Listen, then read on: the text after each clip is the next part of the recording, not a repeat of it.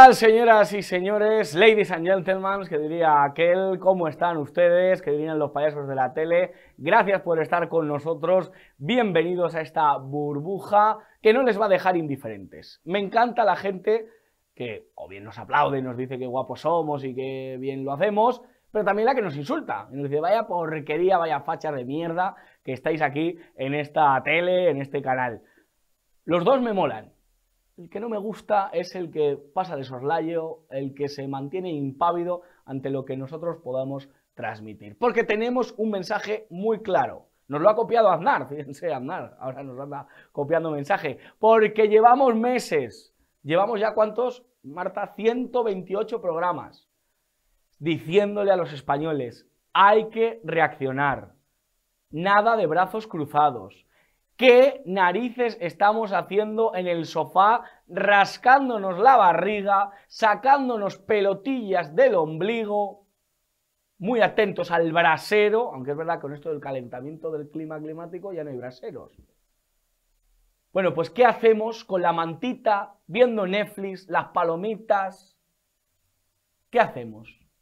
¿Qué hacemos? ¿Nos mantenemos como estatuas de sal? Pues no, hay que reaccionar a la calle.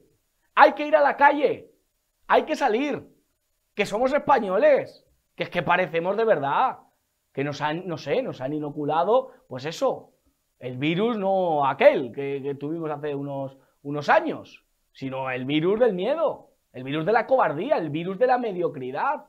¿Pero qué somos? Parecemos, no quiero comparar con otras naciones, a ver si van a ustedes a pensar que yo hablo de infranaciones y supranaciones, como si yo fuera, no sé, un inglés del siglo XIX. No, no, yo soy español y quiero reacción. Y quiero reacción vehemente. Y quiero una reacción que no se diga, ay, qué buenos son estos chicos que no han tirado ni un papelito al suelo, que no hay una papelera rota, que no ha habido ningún cántico que haya podido ofender a nadie. Pero ¿para qué estamos? ¿Para qué hemos venido? ¿Para mantenernos tranquilitos en nuestro confort? Porque es que el avance ideológico que está llevando a cabo la agenda del gobierno de Sánchez es tan peligrosa. Son más peligrosos en funciones que gobernando, que ya es decir. Son muy peligrosos, ¿eh? Y mientras tanto el español medio, pues como las vacas al tren, viéndolas venir. Y como el diablo cuando se aburre mata moscas con el rabo, pues a eso nos dedicamos. Pues Satanás anda suelto. Satanás anda suelto, va de retro. Porque anda en la política, porque quiere no solo la amnistía a Puigdemont, es que estamos viendo cómo a Carvajal se le ha empezado una campaña, sí, el lateral del Real Madrid, equipo al que quiero, venero y confío que gane la Copa de Europa este año. Pues a Carvajal, por no seguir, por no hacer seguidismo del discursito feminista, ahora van a por él.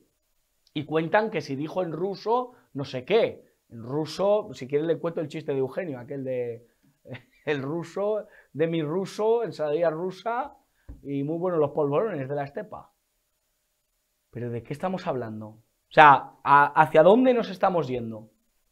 ¿Que a Carvajal ahora se le persigue también? Pues Carvajal, querella que te crió al que le persigue. Reacción. ¿Ven? No solo en los juzgados, sino un ímpetu, un espíritu, por favor. Veo algunos que es que están más tranquilos, de verdad, que en vez de sangre tienen horchata. Veo algunos, hoy he estado viendo a Pepa Millán, de Vox, en otra televisión, en el Toro Televisión. Pepa, vamos, que no estamos para, espabila, vamos, venga, ánimo, que yo sé que eres una chica preparada, una chica decente, que no eres Oriol Junqueras, evidentemente, pero ni yo qué sé, la Irene Montero, pero venga, que ya no estamos para contemplaciones, ya no estamos para mirarnos a nosotros mismos, estamos para reaccionar. Y de verdad, necesitamos políticos espabilados, que espabilar es gratis. La factura de la luz no, llenar la compra no, pero espabilar creo que sí lo es. Y creo que Vox y el Partido Popular lo tienen que hacer. Me sale la tos, no sé, porque me emociono. Porque necesitamos una reacción. Y si el PP y Vox no lo hace, daremos la espalda a PP y Vox. Porque somos el pueblo español. A mí no me ha engendrado ni en la calle Génova ni en otras calles. A mí me ha engendrado mi padre y mi madre, que son españoles. y un legado y una historia. Así que voy a pelear por ellos, y por mis futuros hijos, y por los hijos de mis amigos, y por los hijos de la gente que quiero. Voy a pelear por ellos, que no nacieron con la pulserita de ningún partido político. Nacieron con un espíritu en el corazón, que es el español. Y como nadie nos hizo ni de derechas ni de izquierdas, porque no es del alma ser de izquierdas ni de derechas, del alma es ser patriota. Del alma es defender lo tuyo, defender a tu familia, defender lo que tienes. Eso sí es del alma. Y si nadie lo va a hacer, por favor, que haya algún justo en Sodoma, que haya alguno que se levante. Hay una historia que a mí me encanta dentro de la historia sagrada, precisamente en el libro de Josué, quien me da nombre a mí porque mis padres pensaron que era un buen nombre para ponerme. Bueno, pues Josué, en un momento dado, en el que el pueblo de Israel se planteaba otros horizontes, adorar a otros dioses, Josué les dijo, es el momento de reaccionar, es el momento de posicionarse. Vosotros os podéis ir con Baal, con los dioses de las demás tierras, de los amorreos, de los amalecitas, de los que queráis, de los pueblos que intentan acabar con nosotros. Ahora, yo y mi casa serviremos al Señor. Eso es lo que dijo Josué hace muchísimos años. Revisen la historia sagrada. Yo sé que cada vez hay menos curas que leen la Biblia, pero, y sobre todo los curas algunos, pero de más para arriba ninguno. Y los católicos cada vez leemos menos la Biblia. Pues vamos a poner a leernos la Biblia. Y ahí lo dice. Yo y mi casa serviremos al Señor. Pues yo y mi casa, que soy yo solo en este caso, pero yo con todos mis compatriotas vamos a defender a España de sus enemigos. Y lo vamos a hacer con todo el ímpetu y con todas las ganas. A pesar de Pepa Millán, a pesar de que ahora Aznar parece que ha despertado, no sé, lo podía haber hecho en su gobierno, ¿no? Haber revertido algunas cosas, no lo quiso hacer. Quiso sumirnos en más deuda, en más crisis. Pero bueno, a pesar de todo, vamos a reaccionar, ¿eh? Vamos a reaccionar. Y sobre todo, a pesar de Junqueras, a pesar de todo el mal que encarna el independentismo catalán, el separatismo y el Partido Socialista Obrero Español, partido traidor donde los haya. Desde Felipe González, o si quieren echar más para atrás, hasta nuestros días, ¿eh? No salven ustedes a ninguno, porque ahí sí que no van a encontrar un socialista bueno, porque no lo hay. El socialista bueno es el que deja de serlo, el que rompe el carnet del PSOE. Ese es el socialista bueno. Vamos a presentar a la mesa. José Luis García Castañeda. ¿Qué tal? ¿Cómo estamos? ¿Eres un hombre con ímpetu? Yo pido un alzamiento nacional. ¿Cómo? Pero vamos a ver. Hay momentos... Marta, esto es broma, ¿eh? Seguimos serio, pero vamos a ver, ¿cómo que un alzamiento nacional? Sí, Explica, es decir, hay formas de alzarse. Es decir, ¿sí? en los años 30 se alzó ¿el que España, se alzó? Vale, con armas y ahora tenemos que alzarnos de otra manera porque es que de verdad hay que parar a esta gente. Pero que Bolaños está viendo el programa. Bueno, que lo vea. Y bueno, a lo mejor se clausura, se censura y todo lo que quieras, pero el alzamiento tiene que ser. Hay que levantarse contra esta gente. No puede ser. Es decir, no se puede ser tibio en la defensa de España. No se puede ser tibio en la defensa de nuestra nación. No se puede andar con medias tintas. No se puede ser blando contra esta gente. Porque ellos van a ir a por todas. Entonces, efectivamente, pido un alzamiento nacional. Ahora, que alguien me diga si el alzamiento nacional yo lo he pedido con fusiles como hicieron ellos cuando armaron en el 34 a sus milicias. No, en absoluto. Bien. Es decir, con argumentos, con razones, con la gente en la calle, con una huelga general, con situaciones en que los ciudadanos verdaderamente protesten contra lo que está pasando. Incluido, como tú has dicho, los tibios del Partido Popular y efectivamente con la tibieza con la que yo he escuchado hoy a Pepa Rodríguez Millán. Es decir, no se puede ir diciendo, bueno, es que... Vimos el otro día al fugado que dijo, amnistía, independencia. Ellos no tienen problema para decirlo. Él lo puede decir. Ahora, yo digo, quiero un alzamiento y soy un golpista. A José María Aznar le han llamado golpista. Analizaremos esto. Norberto Pico, ¿es usted un hombre con ímpetu? Muy buenas tardes. Pues yo suelo ser bastante moderado y suave en las formas, pero bastante revolucionario en el fondo.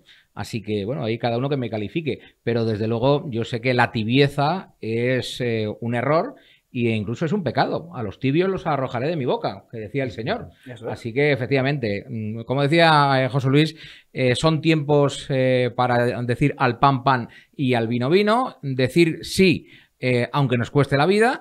Y efectivamente, porque es que si no, España se nos escapa de entre las manos. Y si estamos más pendientes del debate político, de en dónde hay que hacer el corte legislativo, de hasta dónde se puede llegar, de si el Constitucional puede o no puede, no perdamos el sentido del momento histórico en el que nos encontramos. Y el momento histórico en el que nos encontramos es en el que, después de décadas de preparar la secesión, después de un primer aviso que ocurrió en el 2017, las fuerzas separatistas en su conjunto y coordinadas, tanto las del separatismo catalán como las del separatismo vasco, y coordinadas a su vez con las fuerzas de izquierda y de extrema izquierda, preparan un nuevo golpe. Vamos a ver, no hay que ser adivino, pero si es que nos lo dicen. No recuerdo cómo se dice en catalán. Lo volveremos a hacer. Tourné a fe. Tourné a fer, exactamente. Lo volveremos a hacer. Entonces, más claro el agua. Por lo tanto, efectivamente, yo creo que hay que tomar soluciones radicales. Cada uno la que les corresponde. A los españoles de a pie nos corresponde manifestarnos en la calle y exigirle vehementemente a los representantes, a las instituciones públicas, que hagan cada una lo que esté en su mano. Por cierto, que algunas tienen incluso el mandato constitucional de hacerlo. Y luego ya lo de ponerle nombres, alzamiento, no alzamiento, bueno, eso da exactamente igual. Pero que cada uno es responsable, las instituciones en un nivel y los españoles en otro, así es. Bueno, hoy la derecha moderada es Norberto Pico, de alguna manera, es la derecha cobarde. Ya he dicho que yo soy moderado en, en las formas, pero contundente en el fondo. Cuando la izquierda llama golpista hoy a Aznar por hacer ese llamamiento a parar de los españoles a los independentistas, ¿qué te ha parecido? A ver, es decir, hace unos años Ciudadanos era la derecha y el PP era la extrema derecha. Es decir, Ciudadanos la derecha, es decir, es que a cualquiera incluso nazis les llamaban, sí, extrema sí, derecha. Sí. Y luego extrema derecha al Partido Popular. Al Partido Popular le vino muy bien que apareciera Vox. ¿Por qué? Porque dejó de ser la extrema derecha para que la extrema derecha fuera Vox, ¿no? Que con lo que ha dicho, es decir, ellos manejan el relato. Eso lo hemos hablado muchas veces nosotros en otras tertulias y efectivamente ellos manejan el relato. Es decir, que Aznar diga que hay que reaccionar me parece bien, es decir, me parece que es la derechita menos cobarde, ¿vale? Está bien, luego... Aznar decía, a mí nadie me habla de una derecha cobarde ni una derechita cobarde. Bueno, porque yo no considero al Partido Popular de derecha, ni mucho menos, me parece socialdemócrata puro y duro, pero su sustrato social sí que es más de derechas. Lo que pasa es un sustrato social engañado, es decir, ellos piensan que están votando a la derecha y cuando sus dirigentes llegan al poder... hacen políticas de izquierdas, ¿no? O socialdemócratas, ¿vale? ¿Qué te parece, Norberto, que le llamen golpista a Aznar por hacer un llamamiento a salir a la calle a protestar? Bueno, es que el que tiene la máquina de fabricar carnés de demócratas, pues los va repartiendo. Entonces, tú eres demócrata. No, ahora te lo retiro. El único demócrata soy yo. Entonces, eso te permite estar en el juego político o no. Lo que hay que hacer es romper esas reglas y decirme, es que usted no tiene legitimidad para decir quiénes son los demócratas o quiénes no. Y eso hay que hacerlo cuando la izquierda dice al expresidente Aznar que es golpista, pero también hay que hacerlo cuando se descalifican gobiernos en los que participa Vox, como en el momento en el que otras fuerzas extraparlamentarias se manifiestan en cualquier contexto. No hay que hacerle caso a la izquierda.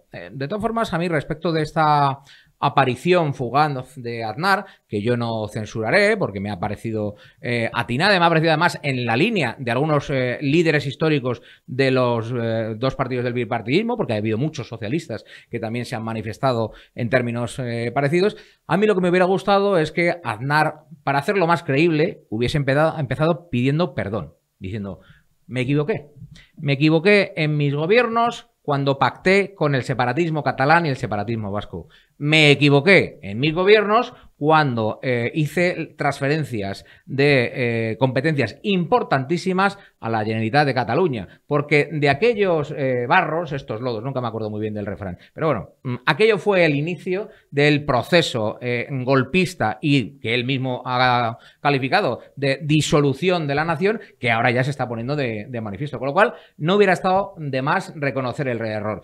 No lo ha hecho. Entiendo que el ego te impide muchas veces reconocer los propios errores. Pero bueno, bienvenido sea estas convocatorias y llamar efectivamente al pueblo español a manifestarse.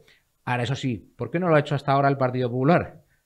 Pues porque eran ellos los que estaban queriendo llegar a un acuerdo con Juntos por Cataluña, eran ellos los que querían llegar a un acuerdo con Puigdemont.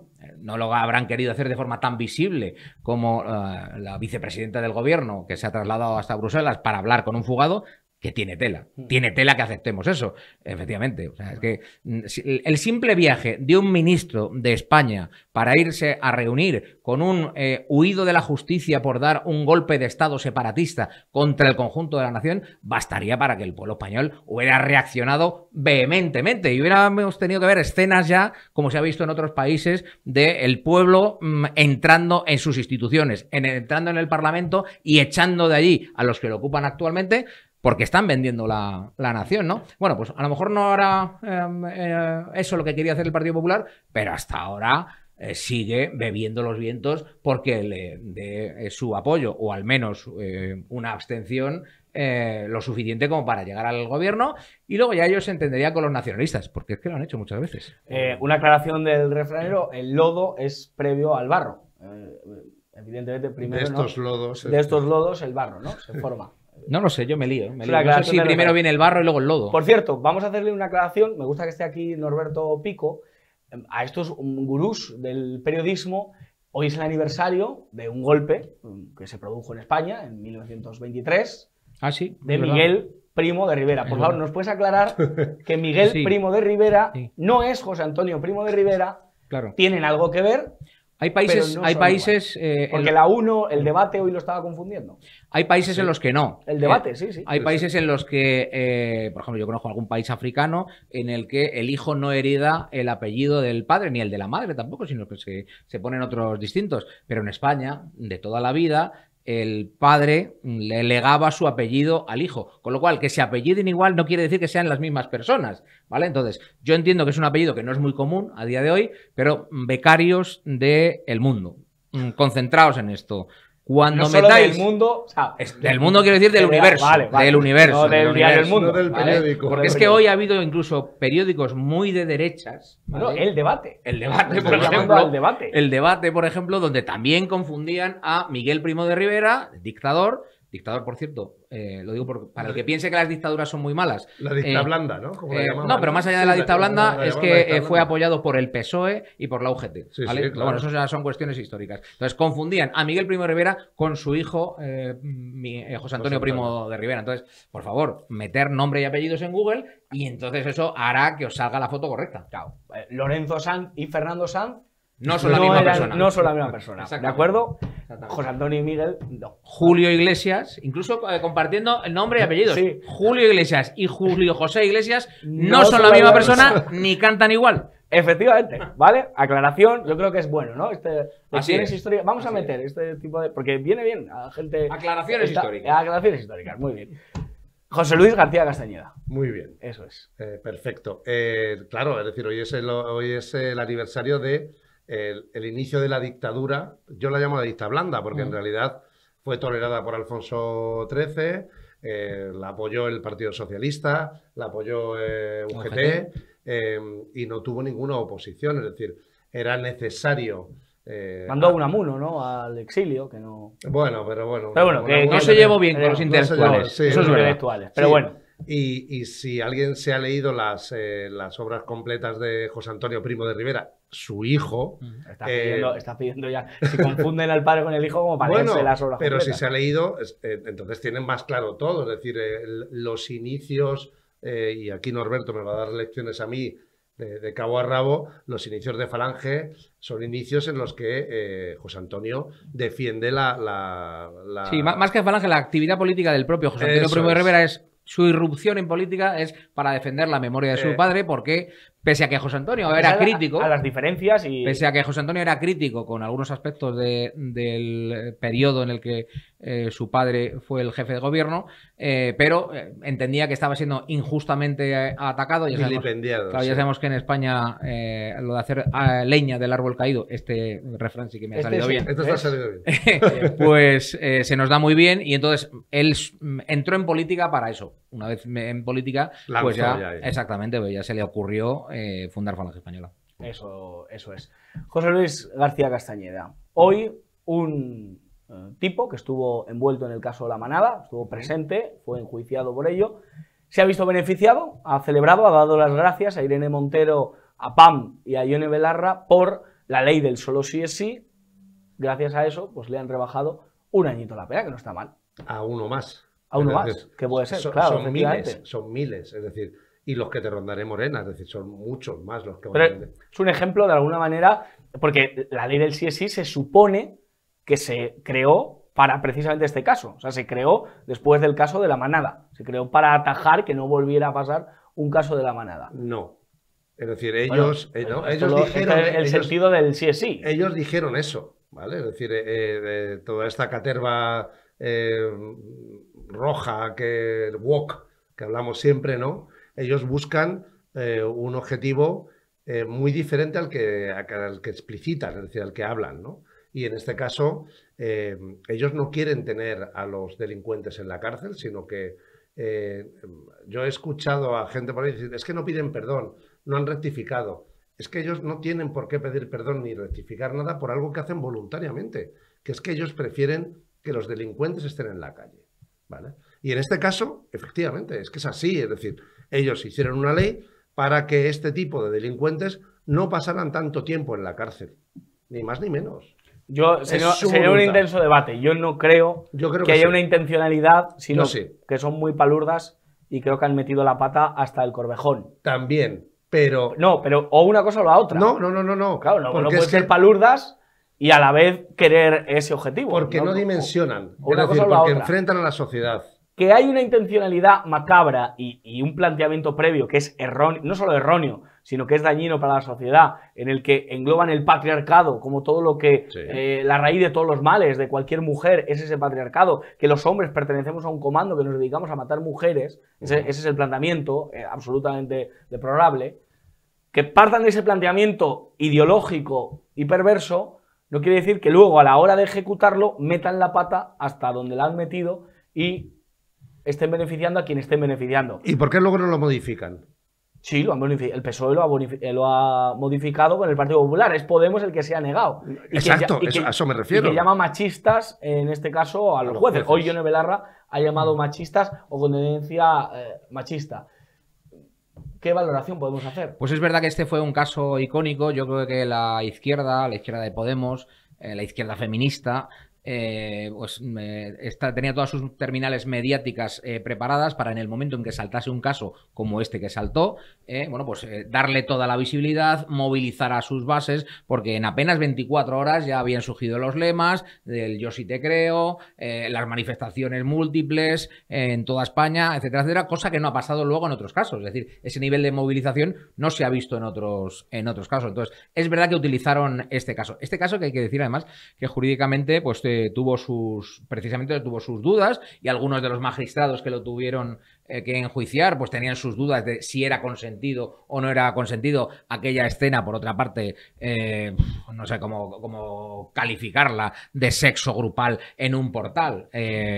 Por cierto, el otro día, hablando de esto de sexo grupal, no sé si son las horas para hablar de estas cuestiones, pero bueno, a ver qué vas a contar. Si hay niños que lo corten. Estuvo muy lúcido Juan Manuel de Prada hablando de esto de las manadas y del sexo grupal, y decía, es que el feminismo quiere presentar que esto es el prototipo del macho, ¿no? Que quiere tener sexo en grupo. Decía, es justo al revés. Decía, el macho no sé si hablaba en primera persona. El macho, la fantasía que tiene es tener el sexo con muchas mujeres, pero no muchos hombres para satisfacer a una sola mujer. Ya es justo al revés. Es que esto va en contra del sentir habitual del hombre. Pero bueno, esto ya es meternos en otras cuestiones. Lo cierto es que este fue un caso icónico que la izquierda ha utilizado para avanzar en su legislación, y precisamente esa legislación muy mal hecha, no sabemos si aposta o no, porque efectivamente, como dice José Luis, la izquierda tiene un concepto que es el punitivismo, según el cual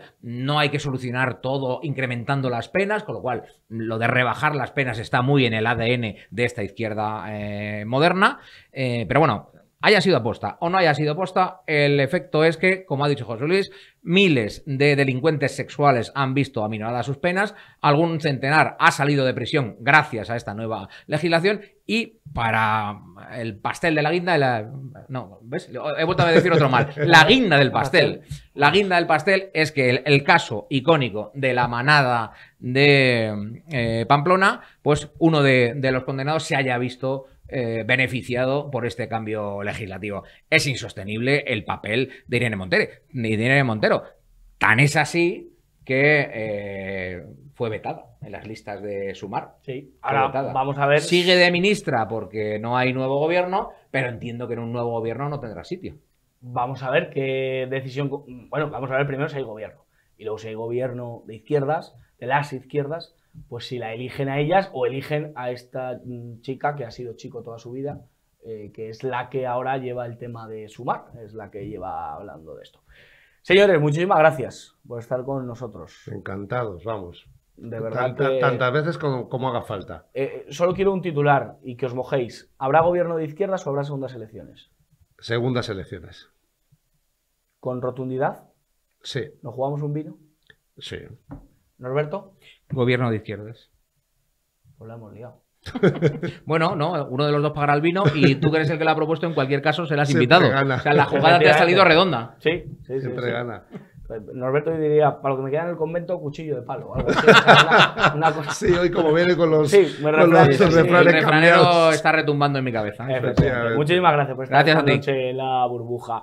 Y creo que ya tenemos con nosotros al invitado en la entrevista del día de hoy, y ya nos está escuchando, a Víctor Sánchez del Real, una persona que siempre nos gusta tener en cuenta, que siempre lo que dice es sensato, y lo que dice hay que escucharle, porque no se deja llevar por doctrinas de partido, y nunca, ahora menos que nunca. Sobre todo se deja llevar por su profesionalidad y sobre todo por sus criterios, por el olfato que un experto en la comunicación como él pues puede tener. Víctor Sánchez del Real, ¿qué tal? ¿Cómo está usted? ¿Qué tal? Muy buenas noches. Pues gracias por atendernos aquí en la burbuja. Te pregunto igual que le he preguntado a los tertulianos, ¿segundas elecciones o gobierno de izquierdas? ¿Nos jugamos otro vino o una cena, lo que quieras? Creo que está la proporción desplazándose. Ahora mismo estamos en un 20% todavía de posibilidades de que Feijóo tenga un gobierno, un 20%. Va bajando, pero sigue existiendo. 20% de que Feijóo pueda formar gobierno. 20, 30 y 50 para elecciones, para repetición de elecciones. Explícanos el 20, porque no lo entiendo. Los otros dos los puedo llegar a entender. El del 20% de Feijóo no lo entiendo. Mientras hay partido hay negociación, ¿verdad? Mientras hay contacto hay posibilidades. Y mientras algunos empiecen a darse cuenta de cuáles son sus posibilidades, si no enganchan de alguna manera en gobierno, no digo que yo lo desee, repito, hay que hacer ahora, esto hay que explicarlo ahora cada vez, porque si no luego sale el corte en redes y ya sabes, nos fusilan a ti y a mí diciendo que he dicho que yo desearía que el PNV entrara en el gobierno. No, yo solo estoy diciendo la posibilidad matemática que existe de que, no digo el PNV, lo he mencionado, de que 4 diputados en una segunda votación en la investidura del señor Feijóo puedan hacer algo distinto a lo que parece que es un bloque conjunto de izquierdas. Y 2, creo que esa es una posibilidad matemática que existe y está ahí. Otra cosa es que la esté gestionando bien el señor Feijóo y se esté reduciendo cada día más, porque claro, cuando sales con mensajes perdedores, etcétera. Pero hemos hablado aquí del PNV, yo creo que en tu programa he dicho la posición del PNV, que se arriesga a perderlo todo, porque si pierde las elecciones autonómicas se queda con 0 poder, ni autonómico ni nacional, y ojo que eso en una mesa negociadora es importante. Segundo, estamos hablando de qué va a hacer Pablo Iglesias, digo Pablo Iglesias personalmente. ¿Y qué necesita Pablo Iglesias? Lo resumo muy sencillamente. Pablo Iglesias necesita un gobierno de derechas para poder gritar extrema derecha y relanzar su carrera política. Un poco como las naves espaciales a veces tienen que ir a un planeta y dar una órbita para coger velocidad. A Pablo Iglesias personalmente, no a la izquierda en su conjunto, le vendría bien un gobierno de derechas. Y luego queda la batalla ERC contra Junts, que no necesariamente están todos los independentistas golpistas alineados. Y aún queda otra más, que es la posibilidad de, ¿te acuerdas de Convergencia y Unió? Aún quedan los de Unió, que aún quedan algunos vivos dentro de tal. Con lo cual, por eso digo que hay posibilidades y me sorprende ser uno de los pocos que lo está diciendo en público. No quiero estropear nada al señor Feijóo y los suyos. Tampoco les veo una actitud de victoria, pero chico. Y bueno, y por supuesto queda que 4 se queden atrapados en un ascensor, que 4... Había una canción del Pingüino en mi ascensor, atrapados en el ascensor, precisamente. Cosas que se han visto a lo largo de la historia, lo de señores atrapados en una sala por casualidad, no lo digo yo, se ha visto desde Roma hasta ahora en numerosas ocasiones cuando un voto era decisivo. Lo consultaremos con Balbás, que es amigo de esta casa y que creo que tiene experiencia en ese tipo de prácticas. Víctor Sánchez del Real, me alegro, de verdad, que nos des esperanza, porque eres de las pocas personas en público que todavía, pues está analizando esta cuestión. José María Aznar, de momento, el que fuera presidente del gobierno, él sí pudo convencer a PNV y a Convergencia y Unió en su día para derrocar a 14 años de Felipe González y de socialismo. Ha dicho que tenemos que salir a la calle, que tenemos que reaccionar. La izquierda le está llamando golpista. Te pregunto, ¿cuál debe ser la reacción de los españoles? Te van a llamar golpista también y de todo, porque, Víctor, te van a insultar más que Aznar. Pero, ¿qué debemos hacer los españoles para reaccionar de alguna manera si al final pues hay un gobierno de izquierdas? Mira, voy a llevar la contracorriente incluso al sentimiento de mucha gente. Y ya sabes que a mí me gusta provocar, pero en este caso quiero provocarles. Vamos a ver. Este es un país de, como voy a una manifestación, España ya va a cambiar. No, miren. España no cambia a base de ir a una manifestación, ir a Colón 2 veces al año cuando nos enfadamos mucho y cuando nos convocan. O en este caso, cuando nos convocan separados, porque aquí estamos hablando de una convocatoria que se hace en Cataluña por la sociedad que aún resiste allí al independentismo y, por otro lado, ha decidido contraprogramar a la nación, a la nación que se defiende de la amnistía del golpismo, ha decidido contraprogramarse a esos españoles que aún defienden su españolidad en el lugar más difícil, que es en Cataluña. Ha decidido contraprogramar probablemente a la señora Ayuso, que ya había dicho que iba a ir, y el PP ha decidido contraprogramarse a sí mismo haciendo una manifestación que a ver cómo sale, que la calle está como está, ¿vale? Pero, repito, a mí esto de la tentación de, hombre, que hay que manifestarse, hay que expresar, hay que hacer ejercicios de fuerza, sí. Pero, señores españoles, ¿quieren ustedes votar bien? ¿Quieren ustedes votar? ¿Cuántos millones de españoles de derechas que ahora te lloran por las esquinas en cada conversación, en cada cena, en cada paseo que te los encuentras y te dicen, ya, pero es que yo no voté? ¿Cuántos? Es que los números están ahí. ¿Cuántos españoles de derechas se han quedado en la abstención y no votaron en las últimas elecciones generales, por tanto, forzando esta situación? Oye, la culpa es de los partidos que lograron expulsar a mucha gente a la abstención. Y hay que revisar, ya sabes que yo he sido el primero en decir que o hacemos autocrítica o aquí no vamos a ganar nada.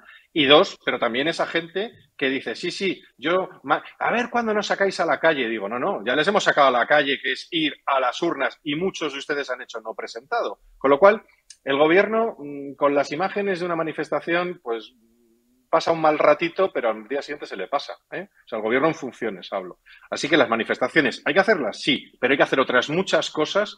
Actitud de victoria, negociación de victoria, gestión de victoria y, sobre todo, ir a las urnas unos y otros atraer a las urnas, cosa que no ha pasado en estas últimas elecciones. Sin eso otro, nos podemos estar manifestando durante 10 años que aquí no va a pasar nada. Ese es el problema, que nunca pase nada y que sigan mandando los mismos. Esos que mandan... Yo, perdona, te he dado esperanza por un lado, a ti que parece que tienes esperanza, te caería bien que gobernara Feijóo. Yo ahí tengo el corazón partido. Pero también te digo que cierta desesperanza. Las manifestaciones no llevan a Moncloa, ¿eh? Ya. Yo he apelado al principio del programa que la esperanza reside en el pueblo español, al igual que en nuestra soberanía, y no podemos confiar ni en redentores como Feijóo o Sánchez, pero evidentemente que yo creo que la peste Sánchez hay que pasarla como podamos y además de una manera férrea y de una manera contundente, acabando y lastrando, coventrizando, ¿no? Que sería el término para acabar con todo lo que ha supuesto la diarrea legislativa de las que hablaba Pam. Esa diarrea legislativa nos ha traído beneficiados por la ley del sí es sí. En este caso, uno de los casos que más han llamado la atención y nos han hecho llevarnos las manos a la cabeza es uno de los integrantes de la famosa manada. No ha sido la única manada, evidentemente en España, ha habido muchas otras, pero la más mediática. ¿Qué te ha parecido?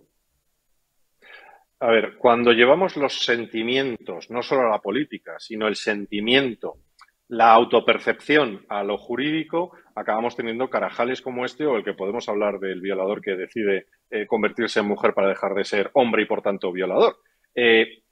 Esto es un problema y es un problema de la izquierda. La izquierda que trata de crear esos conflictos inexistentes a base de emociones, a base de mucha buena comunicación, lo hemos dicho aquí, y siguen siendo mejores las izquierdas en comunicación. Hace un momento tus contertulios mencionaban el hecho de que parece que están preparados. No, están siempre preparados. Tienen el sobre de cuando surge un escándalo de esto, ¿qué tenemos que responder? Ya tienen todo listo y todo preparado, mientras que, fíjate aquí, la derecha o las derechas improvisan manifestaciones múltiples en lugar de pensar y tenerlo preparadísimo.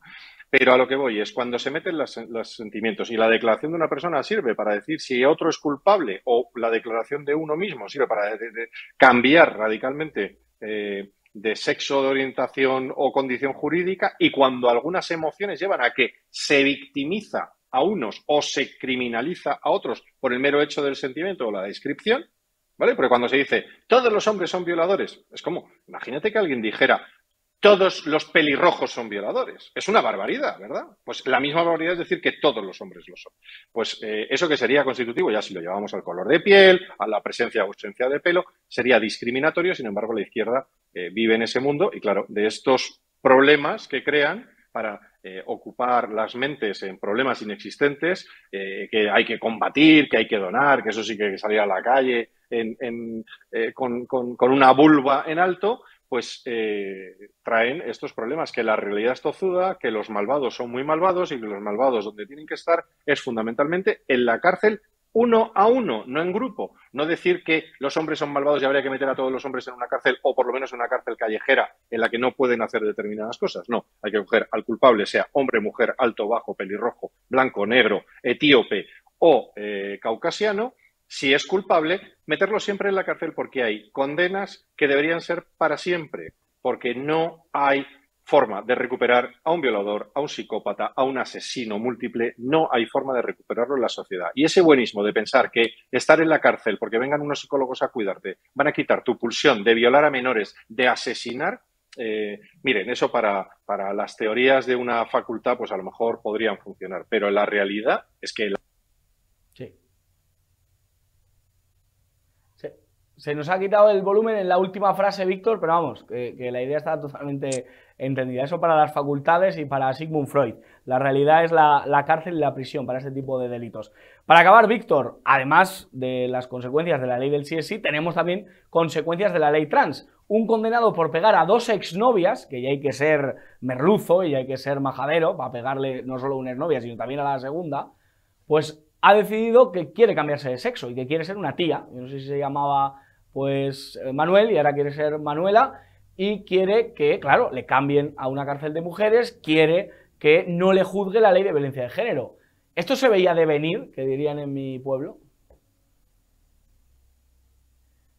Víctor, no se te escucha. Hemos tenido ahí un problema. ¿Ha podido ser por los auriculares? No, porque ahora no te escuchamos. A ver si... Nada, no... Desconecta los auriculares del móvil la opción. A ver, que hemos tenido ahí... Debe ser, no sé, Villarejo, Marlaska... No está ahí. Ahí está. Nada. No se te escucha, Víctor. Nada, ahora tampoco. Ha habido un problema ahí... Ay. Claro, nos tiene que hablar eso como José Luis Moreno. Tiene que hablar del estómago de Víctor Sánchez del Real. Bueno, Víctor, escríbenos un último mensaje y nos lo dejas de despedida. Y ahí como, como el mudo de los hermanos Marx. A ver, que no se te ve. Ábrele plano ahí. Todo mal, todo mal. Qué grande eres, Víctor. Un abrazo fuerte, ¿vale? Que ya nos vemos y arreglamos el tema del sonido. Un abrazo. Adiós, adiós. Pues cosas del directo, cosas que pasan. Todo mal, todo mal. Había un grupo, se acordará nuestro siguiente invitado, que había un saltimbanqui que había en una televisión donde trabajamos, el invitado que viene ahora y yo, y que tenía un grupo que se llamaba Todo Mal, que la verdad yo creo que no tocaba una nota bien, pero que, oye, que el grupo se llamaba Todo Mal, precisamente. No sé si se acordará. Don Carlos Paz, sección de libros, sección de literatura, ¿cómo está usted?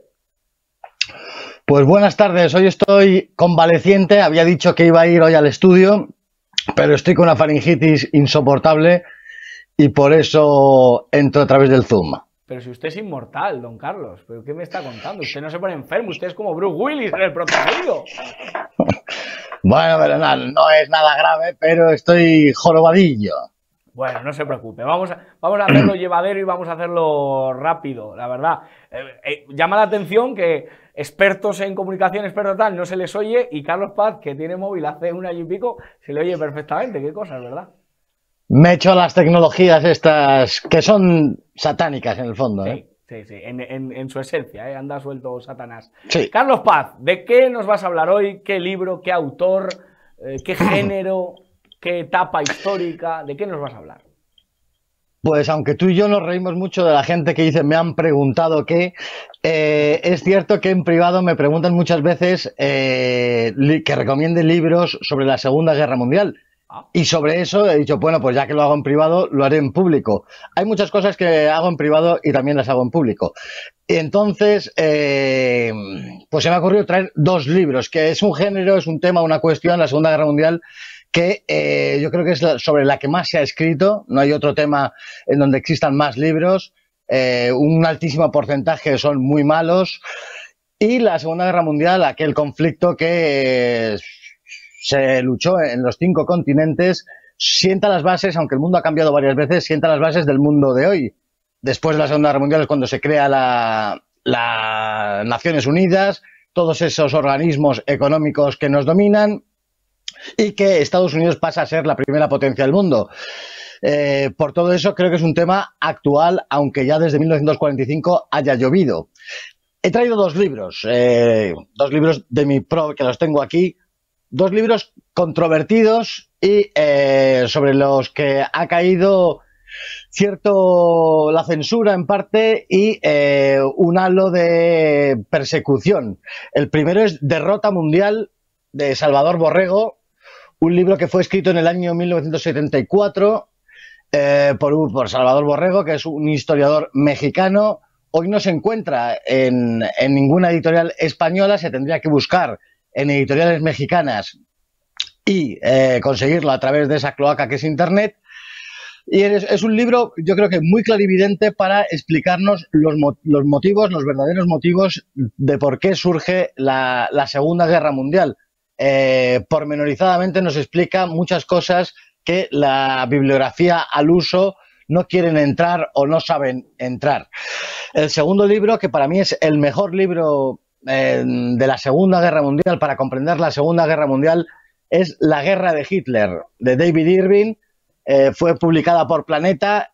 Al poco tiempo, y pese a ser un éxito abrumador bibliográfico, fue retirado de las librerías, y pese a que lo publicara Planeta, que es una editorial de primer rango y que todo lo absorbe y tiene una importancia tremenda, fue retirada, y otras editoriales menores lo han reeditado. Se puede conseguir La Guerra de Hitler. Este libro está escrito desde el punto de vista alemán, desde el punto de vista militar, explica perfectamente todas las campañas, todo lo que es la guerra en sí, y no entra a otras cuestiones como sí puede entrar Derrota Mundial. Por lo tanto, para que me quede claro, que ya sabe usted que soy cortito, un poquito, Derrota Mundial sería para personas que a lo mejor pues queremos tener un conocimiento más amplio, propiamente dicho, de la guerra mundial, y no tanto el esquema bélico o el esquema propio más característico, o para más expertos, ¿no? Que sería la guerra de Hitler.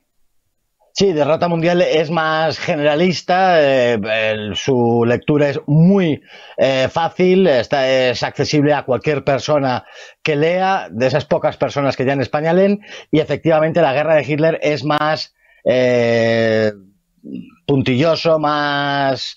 Tienes que tener unos conocimientos más claros sobre cuestiones bélicas, pero aún así también es accesible a todo el mundo y entra más al detalle desde un punto de vista alemán, del Estado Mayor alemán, de cómo se fue desarrollando esa guerra. ¿Por qué cree que estos dos libros son diferentes a todo lo que se ha escrito, todas las películas que se han hecho, toda la literatura que se ha hecho en torno a ese evento de la Segunda Guerra Mundial, el evento con más muertes producidas y un evento, la verdad, que marcó sin duda la historia de la humanidad? Derrota Mundial tiene como tesis central de que Alemania, pese a que quería la guerra contra Rusia, fue empujada a la guerra, desde luego contra Francia y contra Inglaterra, guerra que no quería Alemania. Decir esto parece que estás defendiendo no sé qué ideologías y no sé qué cuestiones, pero entra en ese tipo de cuestiones que la bibliografía normal, al uso común, mayoritaria, no entra. La guerra de Hitler tuvo el problema, David Irving fue catalogado luego como revisionista, no lo era cuando escribió este libro, La guerra de Hitler, y el gran pecado, y por lo que fue retirado de las librerías, aun siendo publicado por Planeta, fue que no entra a hablar del Holocausto, y parece ser que está uno obligado a hablar de determinadas cuestiones. Fue tildado de revisionista, de negacionista del Holocausto, y no es verdad, este libro no habla del Holocausto, con lo cual no es ni negacionista, ni afirmacionista, ni nada que se le parezca. Yo entiendo que hay libros de la Guerra Civil que no hablan, no sé, de los juanetes de las mujeres de Huelva, ¿no? Por ejemplo, me quiero referir que hay temas que no hay que tratar todos los temas relativos a una milicia, a un evento, a una guerra, ¿no? Claro, es un libro que, La guerra de Hitler, que explica la cuestión militar de aquella guerra que fue desde 1939 a 1945. No entra a otras disquisiciones políticas o derivaciones de la guerra que pudieron existir. Pero a los ojos de mucha gente o de alguna gente pareciese que haciendo esto, abordando la guerra desde ese punto de vista, hubiera incurrido en un delito de lesa humanidad. La verdad que sería muy curioso. La Segunda Guerra Mundial es muy estudiada hoy en los libros de bachillerato, de secundaria de los chavales. ¿Crees que tenemos realmente, ya no te digo conocimiento, porque no conocemos nada, no sabemos nada, pero crees que sabemos lo que hay que saber de la Segunda Guerra Mundial? ¿Crees que la gente más o menos tiene claro lo que se debe de saber de la Segunda Guerra Mundial? Como bien dices, el común de los mortales españoles no sabe de ninguna cuestión, de esta tampoco, pero sucede en este conflicto en la Segunda Guerra Mundial, y a partir de la Segunda Guerra Mundial se ha ido dando en casi todos los conflictos, que se ha dado una versión oficial y se ha dado carpetazo para que se investiguen determinadas cuestiones. Hoy hay cuestiones de la Segunda Guerra Mundial que no se permiten investigar o hablar de ellas en libertad. Guerras modernas están sucediendo tres cuartas partes de lo mismo. Es una pena, pero contestando a tu pregunta, la gente no sabe explicar realmente cómo se dio ese fenómeno, cómo se llegó a producir la Segunda Guerra Mundial, y se dan explicaciones bastante infantiles que sirven para justificar y explicar lo que luego vino. Por tanto, entender la Guerra Relámpago, el Bosque de las Ardenas, todo lo que es la toma de Londres, todo, se va a entender con estos dos libros. Yo creo que comprando estos dos libros se va a entender muy bien qué fue la Segunda Guerra Mundial e incluso con una cierta profundidad, sobre todo la guerra de Hitler. Se va a tener una imagen muy precisa de cómo se desarrolló aquel conflicto que, insisto, al término del mismo es el que sienta las bases del mundo moderno. Pues, don Carlos Paz, esa recomendación queda, es un tema que interesa muchísimo, es un tema histórico, que aquí no tenemos ningún complejo en hablar de ello y de recomendar estos dos libros, que si nos recuerdas el nombre, te lo agradecemos, y la editorial, para que se pueda encontrar, siempre y cuando el sistema no te ponga trabas, claro.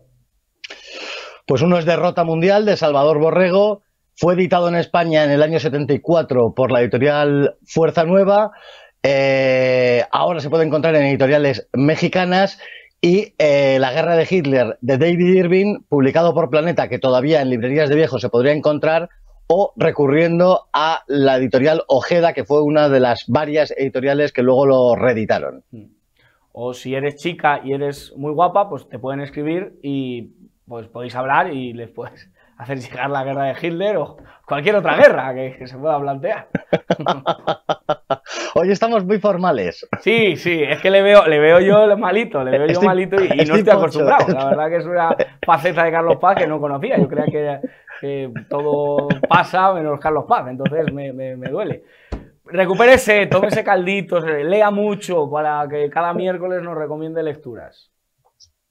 Perfectamente, me recuperaré. Ya estoy mucho mejor. Ayer sí estuve jorobadillo, hoy por prudencia no quiero salir y coger fuerzas para la semana que vienen cosas interesantes. Mándenle ánimos ahí en los comentarios a Carlos Paz, la de damas que van a estar con la vida en un puño de saber que se nos muere Carlos. No, está ahí, vivito y coleando. Un abrazo, Carlos Paz. Un abrazo y un saludo a todos los espectadores de La Burbuja. Gracias, de verdad. El único programa que merece la pena. Un abrazo. Pues nosotros acabamos este programa con literatura, acabamos con análisis, pues ya saben, La Burbuja en estado puro.